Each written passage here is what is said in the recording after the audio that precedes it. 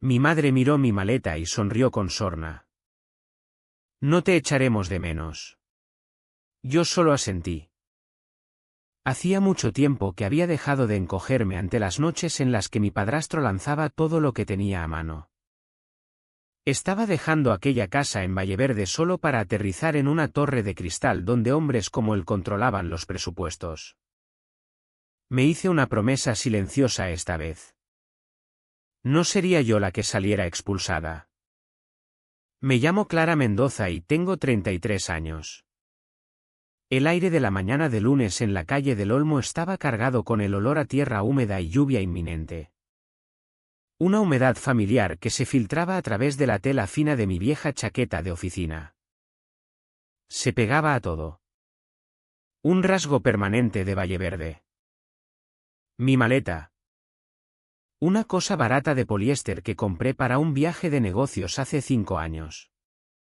Rozaba contra el hormigón agrietado del camino de entrada. Una de sus ruedas estaba atascada, tambaleándose inútilmente y desequilibrando toda la bolsa. Igual que me sentía yo, cada golpe enviaba un pequeño temblor sordo por mi brazo.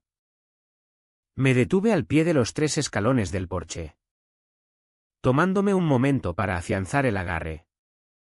Para afianzarme a mí misma. La casa estaba en silencio. Pero era un silencio pesado. El que sigue a una tormenta. Lleno de los fantasmas de palabras gritadas y el crujido agudo de objetos rompiéndose. Ella estaba apoyada en el marco de la puerta. Justo como sabía que estaría. Mi madre. Su cuerpo envuelto en una bata floral de seda que era demasiado elegante para la pintura descascarillada del porche. Observaba mi lucha con la maleta. Una pequeña sonrisa tensa jugaba en sus labios. Una expresión familiar de leve diversión y profunda decepción. Era la sonrisa que ponía cuando traía un notable en lugar de un sobresaliente. La sonrisa que ponía cuando tropecé en la graduación del instituto. La sonrisa que puso anoche cuando la voz de Víctor subió más y más. No te echaremos de menos, dijo. Su voz era ligera. Conversacional. Como si comentara el tiempo. Las palabras no cayeron como un golpe. Estaba demasiado curtida para eso. Cayeron como una confirmación. Un cierre final y ordenado en un libro de cuentas largo y doloroso. Detrás de ella. En la penumbra del pasillo. La figura de Víctor Delgado era una sombra imponente. Era mi padrastro. Un hombre hecho de rabia contenida y whisky barato. Cambiaba el peso de un pie a otro. Una energía inquieta todavía zumbaba en él desde la noche anterior. Su grueso antebrazo apoyado en el hombro de mi madre era un mapa de arañazos rojos furiosos. No sabía si eran de las uñas de ella intentando sujetarlo o de su propio puño contra el tabique junto a la puerta de mi habitación. No lo miré directamente. Había aprendido años atrás que el contacto visual era una invitación. Un desafío que él siempre estaba ansioso por aceptar. En cambio, me concentré en el espacio entre ellos. El territorio neutral y seguro. Calculé la distancia desde los escalones del porche hasta mi coche, 34 metros. Una distancia manejable. Me había convertido en experta en medir esas cosas. Mi mano estaba firme cuando metí la mano en el bolsillo y saqué la llave de la casa. El metal estaba frío contra mi palma. No subí los escalones para entregársela. Eso habría cerrado la distancia. Habría roto el perímetro que mantenía con tanto cuidado. En cambio, alargué el brazo y la dejé en la barandilla ancha y desgastada del porche, junto a una maceta de terracota con geranios muertos. El pequeño clic metálico sonó más fuerte que sus palabras. Quédatela, dije. Mi voz era uniforme, sin el temblor que sentía en los huesos. Era una frase simple. Pero significaba mucho más. Quédate con la llave. Quédate con la casa. Quédate con la miseria que vivía dentro. Estaba renunciando a mi reclamación. Cortando el último lazo frágil. En mi mente no solo oí el clic de la llave sobre la madera. Oí el golpe sordo de una puerta de bóveda cerrándose. Sellándolos dentro y sellándome a mí fuera. Era el único cierre que tendría jamás y el único que necesitaba. Me giré sin decir otra palabra y caminé los 34 metros hasta mi coche. La rueda rota de la maleta trazó una línea larga y lastimera en el pavimento húmedo. Mi Seat León del 2008. Con el retrovisor lateral desparejado y una abolladura permanente en la puerta del copiloto. Era una extensión de mi vida allí, funcional. Pero dañado. Arrancó al segundo intento. El motor cogió con una tos entrecortada que sacudió el asiento del conductor. No miré atrás hacia la casa. No lo necesitaba. La imagen de la sonrisa burlona de mi madre y la presencia sombría de Víctor estaba grabada para siempre en mi memoria. Archivada para futuras referencias. Encendí la radio. Necesitando llenar el silencio repentino y cavernoso del coche. Una voz pulida y profesional cortó la estática. Un día histórico para el Distrito Financiero de Madrid. La gran inauguración de la Torre Horizonte. La nueva sede de vanguardia del Grupo Horizonte marca una nueva era de crecimiento corporativo en la región. Una sonrisa seca y sin alegría tocó mis labios. Grupo Horizonte. Mi nuevo empleador. Mi vía de escape. La torre. Un monumento de acero y cristal. Era el polo opuesto de la casa de 2 plantas en decadencia de la calle del Olmo. Era limpia. Poderosa y brutalmente impersonal. Y era mi oportunidad. Una oportunidad de dejar de ser la obra de caridad de la familia. La hija inútil que mi madre lamentaba tanto a sus amigas mientras tomaban vino. Siempre al alcance de mi oído. Víctor me llamaba sanguijuela. Una carga para sus recursos. Olvidando convenientemente la beca de contabilidad que había pagado mi carrera que él despreciaba como contar garbanzos. Este trabajo. Esta torre. Era mi oportunidad de demostrarles por fin que se equivocaban. No para su aprobación. Sino para mi propia vindicación. Era una nueva arena con nuevas reglas. Y estaba decidida a dominarlas. Mi teléfono vibró en el portavasos. Un mensaje de mi madre. Miré la pantalla. No avergüences a la familia. La hipocresía era tan profunda que casi quitaba el aliento. Avergonzarlos aceptando un trabajo respetable en controles internos. Quitándome en silencio de su órbita tóxica o simplemente existiendo de una forma que ya no servía a su narrativa de cuidadores benevolentes cargados con una hija difícil. Mis dedos se movieron con precisión practicada. Hice una captura de pantalla del mensaje. La pantalla parpadeó. Capturando sus palabras. La hora. Su nombre de contacto. Abrí una carpeta en mi teléfono. Una que había creado hace mucho tiempo. Estaba etiquetada simplemente, recibos. Estaba llena de ellos. Capturas de mensajes. Fotos de moratones que había atribuido a torpezas. Copias escaneadas de cheques que había extendido para pagar un alquiler 3 veces superior al precio de mercado.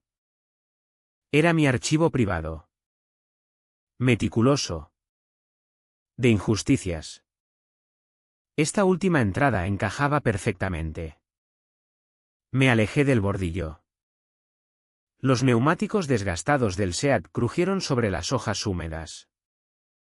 En el retrovisor. La casa de la calle del Olmo se empequeñeció. convirtiéndose en solo otra fachada anónima en un pueblo que estaba desesperada por olvidar. El locutor de la radio seguía alabando la maravilla arquitectónica de la Torre Horizonte. Su voz rezumando admiración por el poder y el dinero que representaba. Un juramento, frío y duro, se formó en mi garganta. No era un arrebato emocional. Era una decisión calculada. Un plan estratégico que se solidificaba en el silencio de mi coche. Ellos habían construido sus vidas sobre una base de intimidación y violencia emocional. Un ciclo que me había atrapado durante décadas. Víctor usaba los puños y la voz. Mi madre usaba el silencio y las sonrisas. Eran dos caras de la misma moneda brutal. Yo lo terminaría. Rompería el ciclo. Pero no usaría sus métodos. Mis armas no serían puños ni palabras gritadas ni platos rotos. Mis armas serían hojas de cálculo y rastros de auditoría. Políticas y procedimientos. No lucharía contra ellos con caos. Los desmantelaría con orden. Terminaría este ciclo de violencia. No con golpes, sino con cláusulas. Conduje hacia la autopista. Hacia la silueta lejana de la torre de cristal contra el cielo gris. Y no miré atrás. El estudio en Madrid era agresivamente neutral. Sus paredes tenían el color de un té flojo. La moqueta era un beige indeciso. Y la única ventana grande enmarcaba una vista que no tenía nada de neutral, la Torre Horizonte. Estaba a menos de 1 kilómetro. Una esquirla de cristal ahumado y acero que atravesaba el cielo siempre nublado. No solo ocupaba el horizonte, lo dominaba. Desde mi pequeño piso vacío en la planta 12 de un edificio mucho más humilde. La torre era un observador silencioso y constante. Un recordatorio de que el poder no necesitaba corazón. Solo necesitaba un edificio lo bastante alto. Mis pertenencias cabían en 2 maletas y 3 cajas de cartón. Al deshacerlas, el eco hueco de la habitación amplificaba cada sonido pequeño, el rasgar de la cinta de embalar. El golpe suave de la ropa al colocarse en un cajón. No había fotografías que poner en las paredes desnudas. No poseía ninguna. El álbum familiar oficial que mi madre había curado era una obra maestra de ficción. En la pared del salón de la casa de Valleverde había una gran foto enmarcada en dorado de una acción de gracias de hacía 3 años. Se suponía que proyectaba calidez. Un cuadro de dicha familiar. Mi madre sonríe. Con una copa de vino blanco en la mano. Víctor está a su lado. Con el brazo posesivo sobre su hombro. Una sonrisa ancha y satisfecha que nunca llegaba a sus ojos. Y luego estoy yo. Al final de la mesa. Parcialmente oculta por el resplandor de una lámpara ornamental. Mi cara es un borrón de sombra y luz. Mis rasgos indistintos. Es la representación perfecta de mi papel en sus vidas, presente. Pero no vista. Un accesorio necesario para completar la imagen de una familia feliz. Pero que preferían mantener desenfocada. Relegada a los bordes oscuros. El mal genio de Víctor. Como lo llamaba mi madre. Había empezado cuando yo tenía 15 años. No comenzó con un estruendo. Sino con un apretamiento del aire en la casa. Una quietud repentina y aterradora que precedía la tormenta. La primera vez fue por un mando a distancia mal colocado.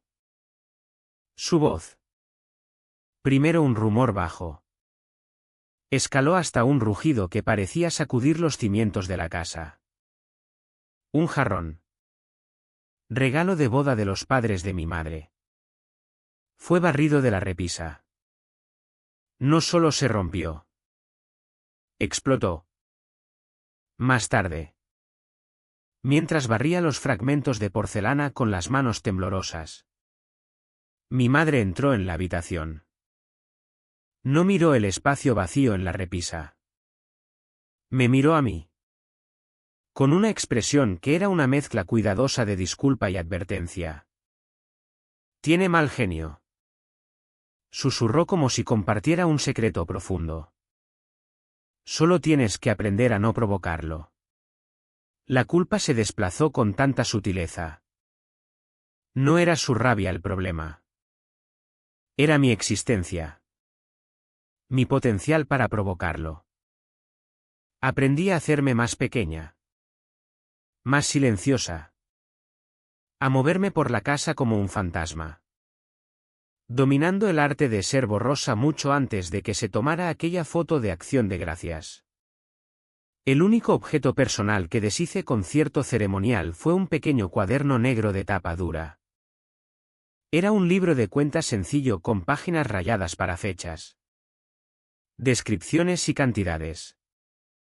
Era lo único que había conservado. Lo único que era verdaderamente mío. El hábito había empezado por necesidad. Como táctica de supervivencia. Cuando tenía 16 años necesitaba ahorrar para un billete de autobús a un torneo de debate en el pueblo de al lado. Escondí el dinero, una colección de billetes de 1 y 5 euros ganados en trabajos ocasionales, dentro de un libro de texto viejo. Víctor lo encontró. Dijo que era suyo. Que yo se lo había robado de la cartera. La discusión fue corta y unilateral. Se llevó el dinero. Mi madre se quedó en la puerta y no dijo nada. Después de eso, nunca más guardé efectivo. En cambio, me obsesioné con rastrearlo. Anotaba cada euro que ganaba. Cada céntimo que me obligaban a gastar. El cuaderno se convirtió en mi testigo silencioso. Un registro incorruptible de lo que era mío.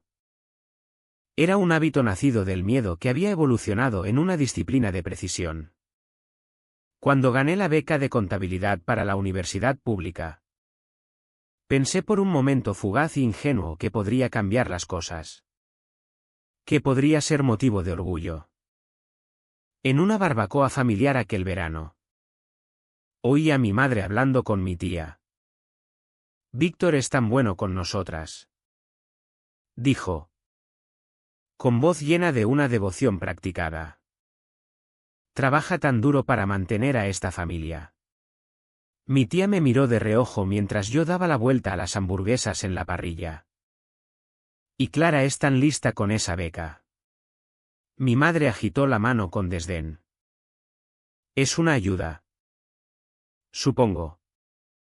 No es que estuviera aportando nada antes.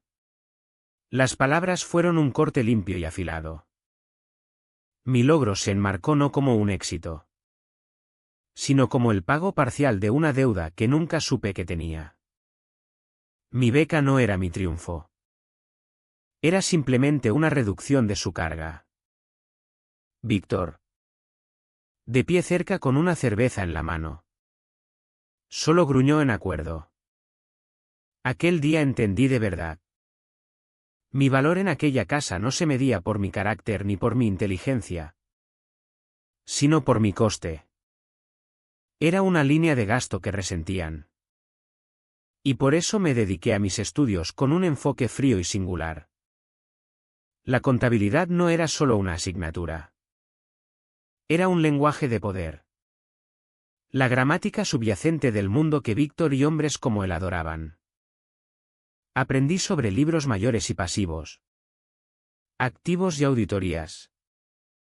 Aprendí que los números no tienen emociones. No tienen mal genio. Simplemente son. Y pueden usarse para exponer la verdad. Así que solicité el puesto en el Departamento de Controles Internos del Grupo Horizonte en Madrid. A 100 kilómetros de Valleverde. Cuando recibí la oferta, sentí un destello de algo que podría haber sido alegría. Pero pronto fue sustituido por una calma tranquila y determinada. Le dije a mi madre que me mudaba. Su única respuesta, enviada por mensaje un día después, fue la que había capturado en el coche. Intenta no causar problemas. Me senté en el escritorio barato de aglomerado que venía con el estudio amueblado. Abrí mi cuaderno negro. Mi libro de recibos. En la contraportada, debajo de mi propio nombre, escribí sus palabras en letras mayúsculas ordenadas. Objetivo 1. Causar problemas en el lugar correcto. No era una declaración de misión nacida de la ira. Era un objetivo estratégico. En mi mundo, los problemas no eran gritar ni romper cosas. Eran encontrar las inconsistencias. Los errores de redondeo en la gran narrativa. Las partidas fabricadas en el registro oficial. Eran hacer las preguntas que nadie más quería hacer. Miré de nuevo por la ventana. La torre Horizonte empezaba a iluminarse mientras la tarde se convertía en un gris crepuscular. Planta por planta. Las ventanas se encendían, revelando el mundo limpio y ordenado dentro. Un mundo de reglas. De sistemas. De controles. Un mundo donde un hombre como Víctor Delgado, con su rabia fanfarrona y su crueldad casual, no debería poder prosperar. Pero yo sabía más. Hombres como él estaban en todas partes.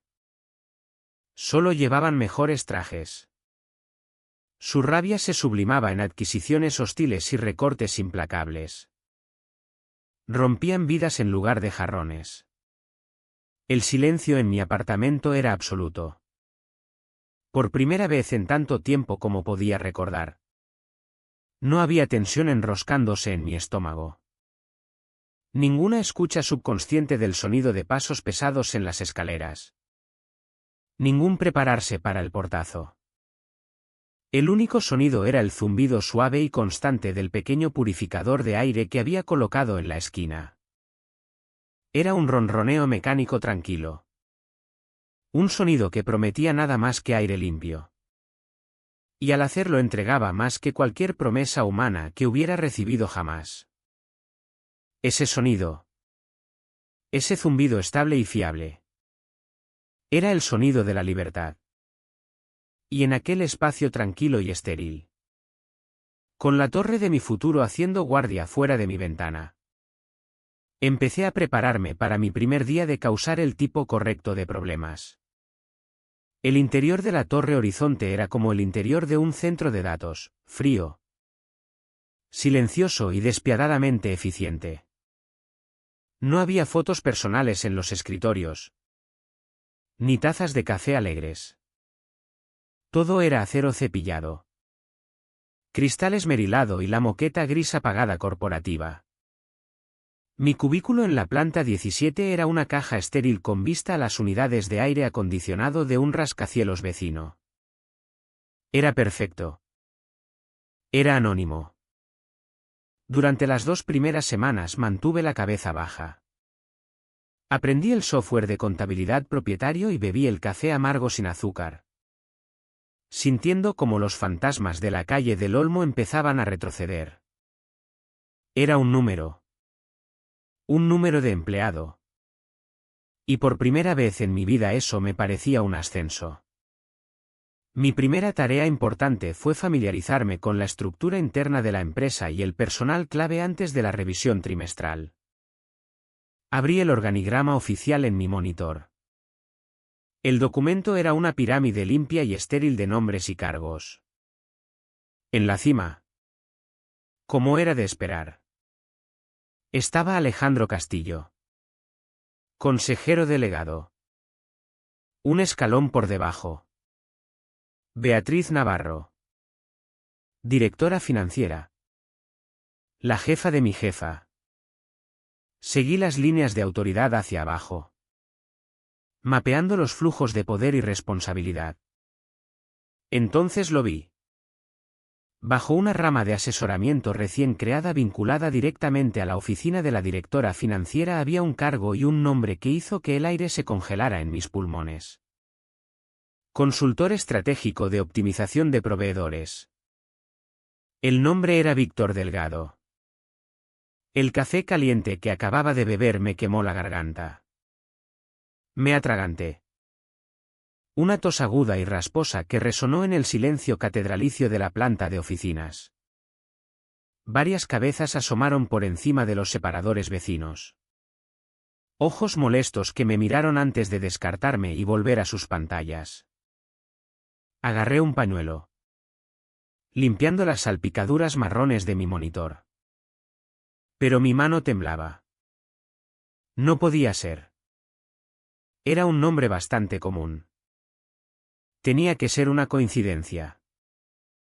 Valleverde estaba a 100 kilómetros. Otro mundo. Él era un contratista residencial de poca monta.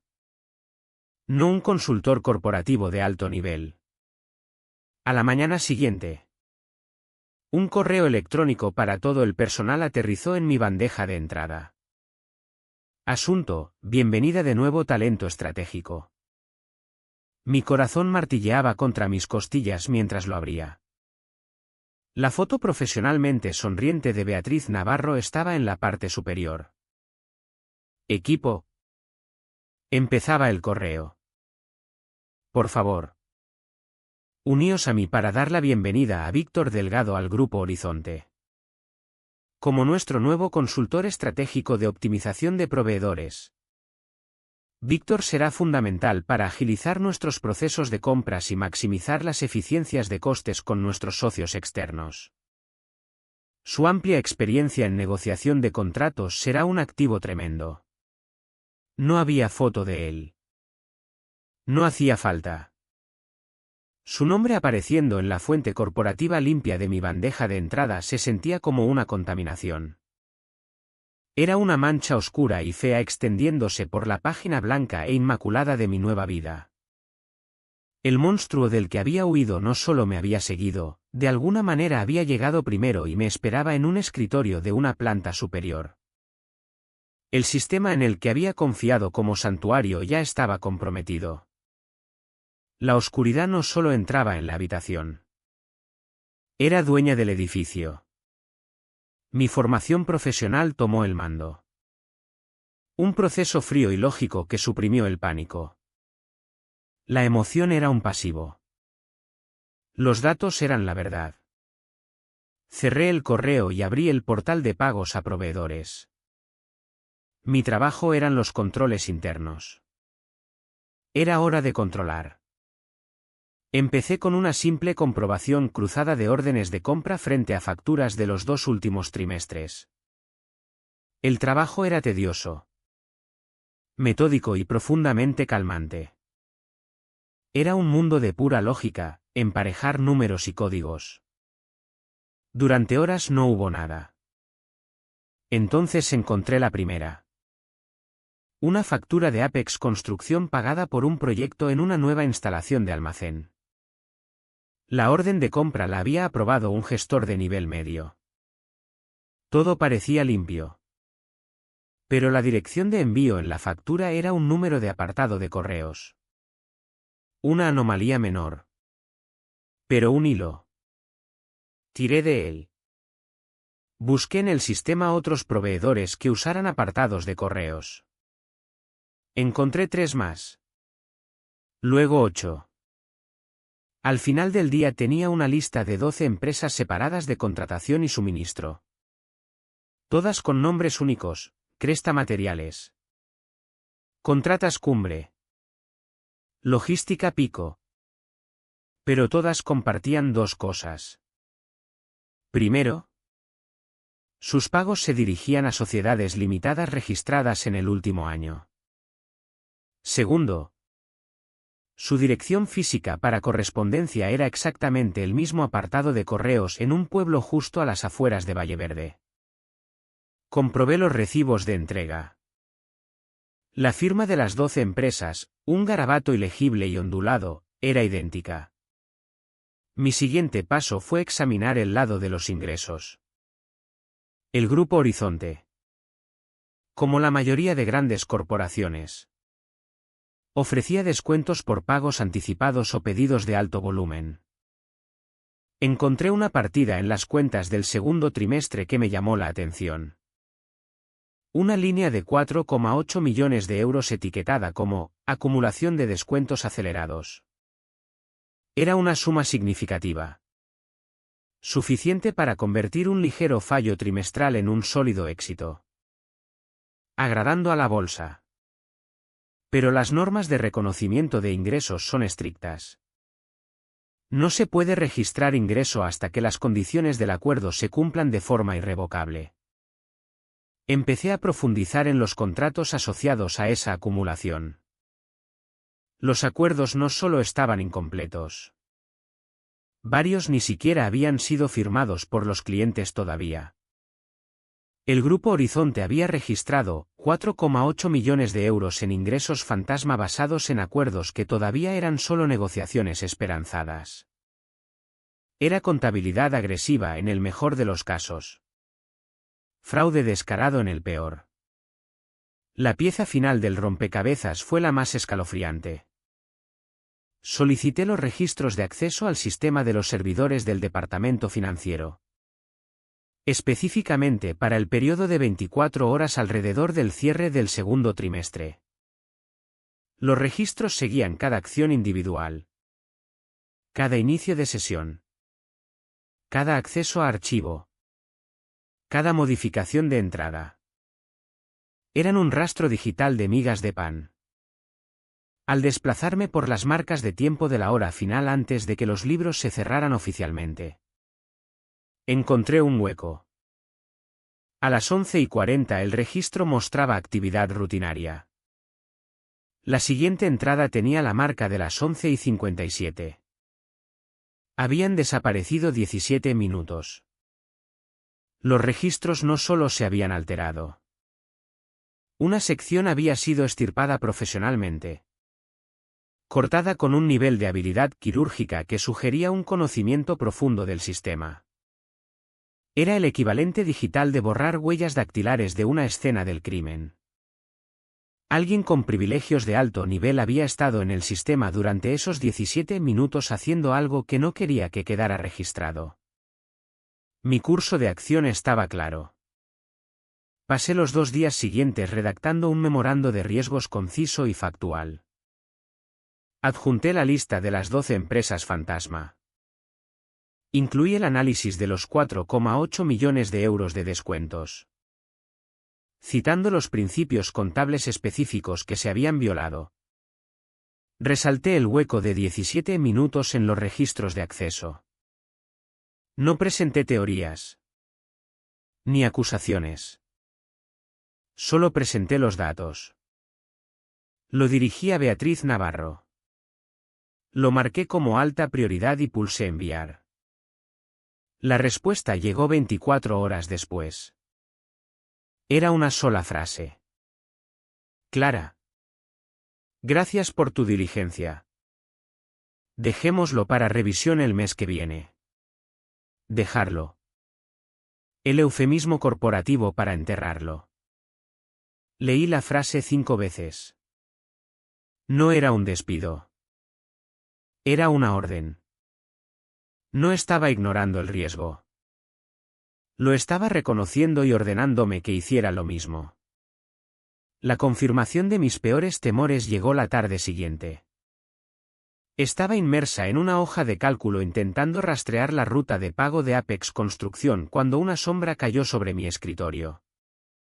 Lo olí antes de verlo, el leve olor empalagoso de una colonia cara pero barata que siempre llevaba.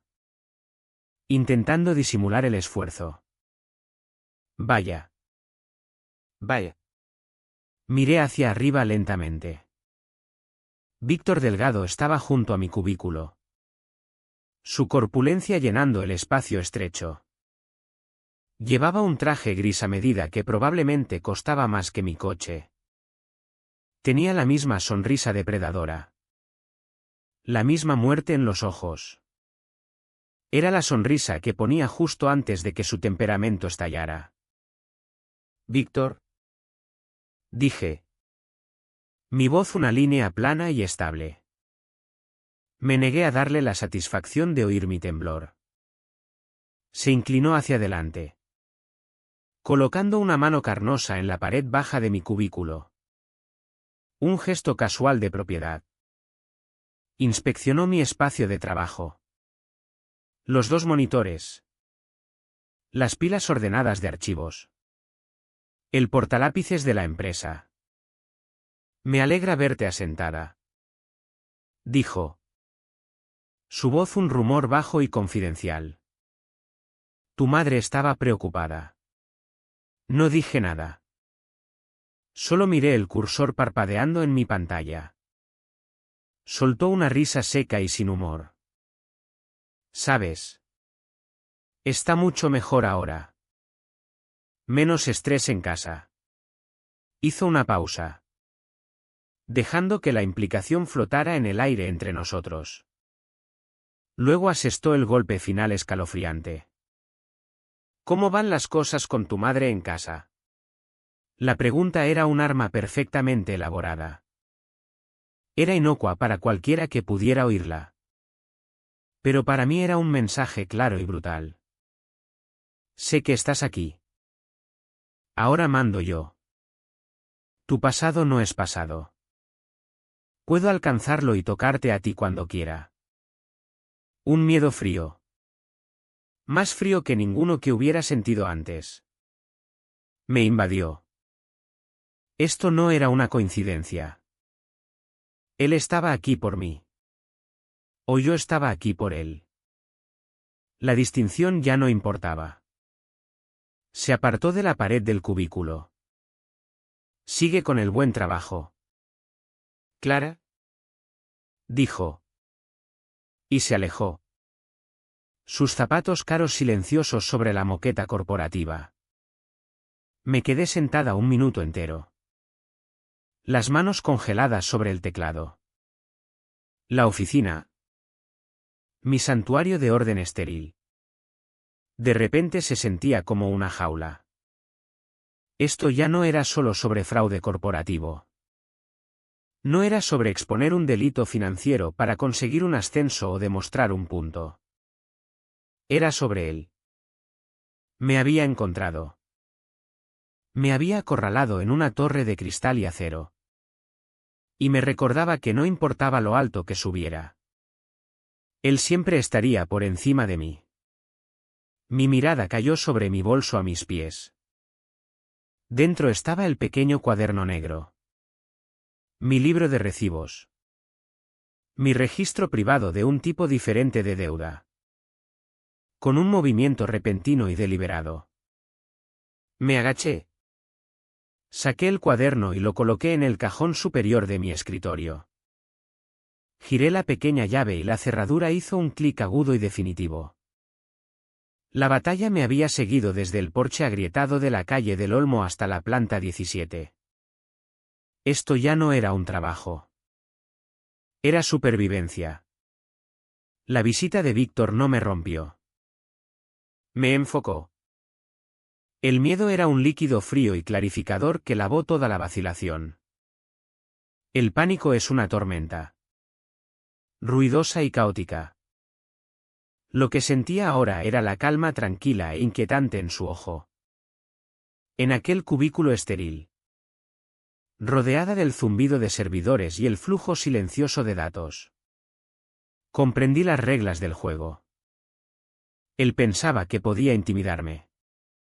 Que el viejo miedo de la casa de Valleverde me paralizaría. Se equivocaba. Había traído la pelea a mi arena. Aquí yo hacía las reglas. Mi trabajo durante las 3 semanas siguientes se convirtió en una obsesión silenciosa. Realizado en las horas profundas de la noche. Mucho después de que la planta se vaciara. Enmarcé mi proyecto bajo el encabezado benigno de mejoras de gobernanza proactiva. El lenguaje corporativo era el camuflaje perfecto. Era insípido. Impenetrable. Y nadie leía nunca la letra pequeña. Mi primera construcción fue el protocolo de verificación de integridad de proveedores. Era una fortaleza digital construida sobre una base de verdades simples y verificables. Lo presenté no como un nuevo sistema, sino como una actualización automatizada del software de compras existente. Estaba diseñado para ser elegante, eficiente e innegociable. Todo proveedor nuevo y existente en el sistema estaría sujeto a un proceso obligatorio de verificación de 3 niveles al presentar cualquier factura por encima de un umbral trivial. El nivel 1 era validación de dirección física. Mi código consultaría una base de datos geocomercial para contrastar la dirección comercial listada. Marcaba automáticamente cualquier dirección que correspondiera a un servicio de reenvío de correo, un apartado de correos o buzón. El sistema no bloquearía el pago, pero adjuntaría una bandera roja permanente e irremovible al perfil del proveedor, requiriendo una aprobación de nivel directivo para cada transacción posterior. Las 12 empresas fantasma de Víctor se iluminarían como un árbol de Navidad. El nivel 2 era autenticación del número de identificación fiscal. El sistema realizaría una comprobación en tiempo real contra la base de datos de la agencia tributaria. Cualquier discrepancia entre el nombre del proveedor en la factura y el nombre registrado al NIF congelaría el pago al instante. Era un paro duro no anulable.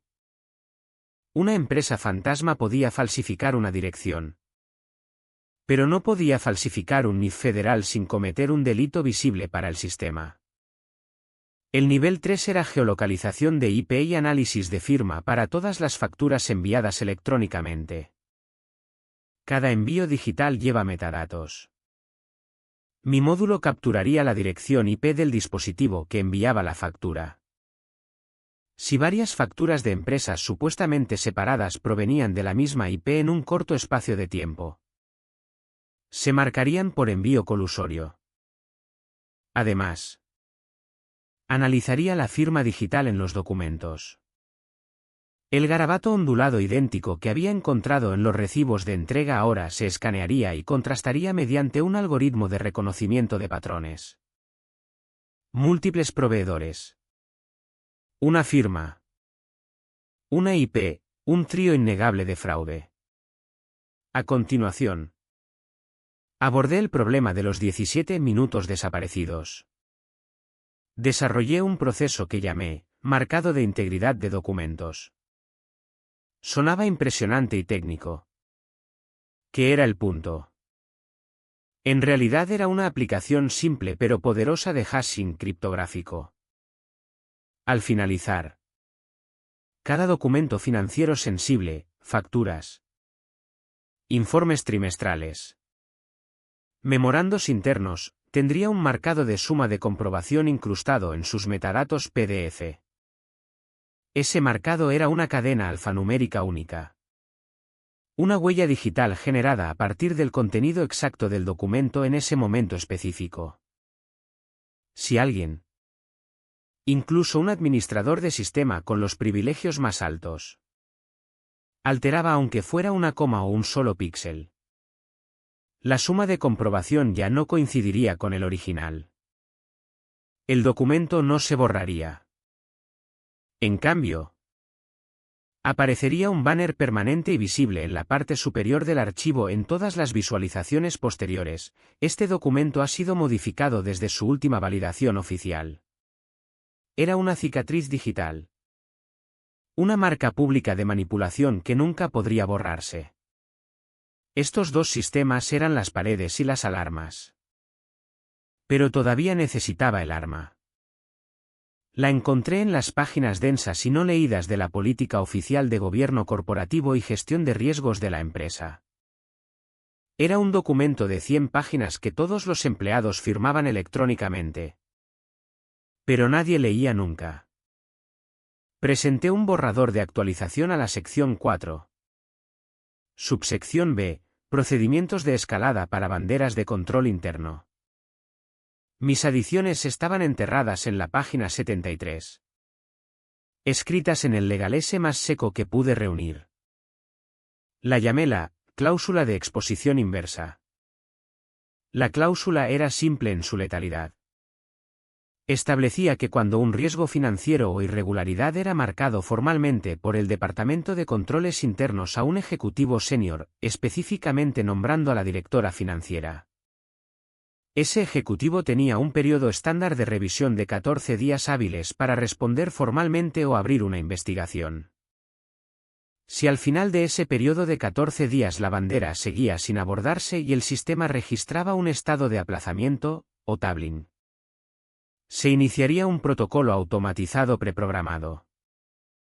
Ese protocolo compilaría todos los datos relacionados con la bandera original, mi memorando completo, las listas de proveedores, el análisis de reconocimiento de ingresos, el informe del hueco en los registros, en un único paquete encriptado. Ese paquete se distribuiría automática y simultáneamente al Comité de Auditoría Interno Independiente del Consejo de Administración y al contacto principal en la aseguradora de responsabilidad civil y directivos del Grupo Horizonte. 14 días. Era la duración perfecta. Lo bastante corto para crear urgencia. Lo bastante largo para parecer un periodo de gracia razonable. Hacía imposible argumentar que era una trampa injusta. Aplazar un problema ya no lo enterraría. Lo armaría. El gatillo tenía que ser invisible. Una acción que el objetivo tomaría voluntariamente. En el software de gestión de riesgos creé una nueva función aparentemente útil. Cuando un ejecutivo revisaba un elemento marcado, ahora tenía un botón etiquetado, reconocer y aplazar. Pulsarlo abría un cuadro de texto para añadir una nota. Notas para Beatriz explicando por qué se aplazaba la revisión. Parecía una herramienta de organización para ejecutivos ocupados. Pero en el momento en que Beatriz Navarro escribía en ese cuadro y pulsaba guardar, su acción de aplazamiento se convertía en un punto de datos. El sistema registraría su orden y en un servidor oculto empezaría una cuenta atrás de 14 días. Para construir redundancia, contacté con un viejo amigo de la universidad, un programador brillante llamado Pablo Ruiz, que ahora trabajaba en la división de DevSecOps del Grupo Horizonte. Habíamos pasado incontables noches alimentados por cafeína y pizza debatiendo la ética de la seguridad de datos corporativa. Le dije que estaba simulando un escenario de peor caso para una prueba de estrés de cumplimiento. Me debía un favor de una clase especialmente difícil de teoría avanzada de bases de datos. Le pedí que insertara un único webhook simple en el sistema de alertas de correo automatizado. Un webhook es un oyente silencioso. Si el sistema generaba alguna vez una alerta que contuviera las palabras clave específicas, cláusula de exposición inversa, comité de auditoría y aseguradora, el webhook se activaría. Enviaría silenciosamente una copia oculta del paquete completo de datos a una dirección de correo encriptada segura que había configurado meses antes, bl213@proton.me. Las siglas BL eran de Bufete Linares. Un despacho pequeño pero notoriamente agresivo de contabilidad forense y derecho que había investigado a fondo. La pieza final era física. Los registros digitales podían borrarse. Los servidores podían destruirse. Imprimí copias en papel de todo, mi memorando original. Las hojas de cálculo de proveedores con la dirección del apartado de correos resaltada. Capturas de los acuerdos de descuentos sin firmar. El mensaje de mi madre y una impresión completa de la política actualizada que contenía mi cláusula. Lo metí todo en un sobre grueso de Manila. Lo sellé y durante mi pausa para comer fui al centro a Banco Ibertrust. Un banco antiguo y discreto. Alquilé una caja de seguridad. El número de la caja era 213. El empleado me dejó sola en la bóveda estéril y silenciosa. La pesada puerta de acero se deslizó con un golpe satisfactorio. Coloqué el sobre dentro. junto al pequeño cuaderno negro que había traído de casa. Cerré la puerta. Giré las dos llaves y sentí cómo los pestillos se encajaban en su sitio. Cada paso se dio con precisión fría y deliberada. Presenté la actualización de la política a través del portal anónimo general. El autor se registró simplemente como equipo de políticas. Mis actualizaciones de verificación de integridad de proveedores y marcado de documentos se agruparon con una docena de otros parches menores de software. Su verdadero propósito oculto a plena vista. Nunca quise el crédito. El crédito creaba un objetivo. Quería que el sistema mismo fuera el autor de su caída.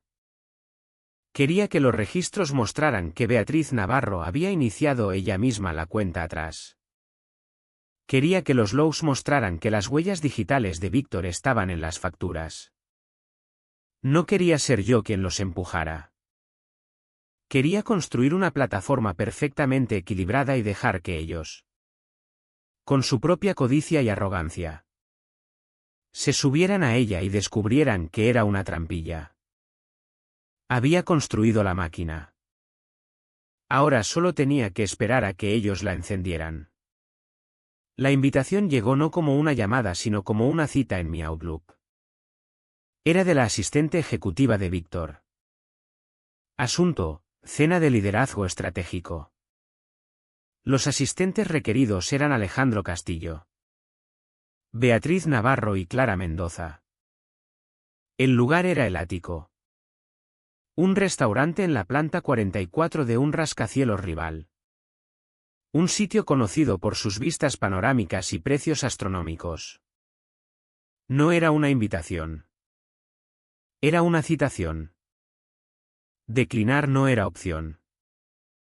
Pasé una hora preparándome. No por vanidad, sino por necesidad de armadura. Elegí un vestido gris carbón severo. Tacones negros sencillos y me recogí el pelo en un moño apretado. Clara había construido el sistema. El sistema había hecho su trabajo. La bomba había sido entregada. Y por primera vez en su vida, respiró profundamente. Libre.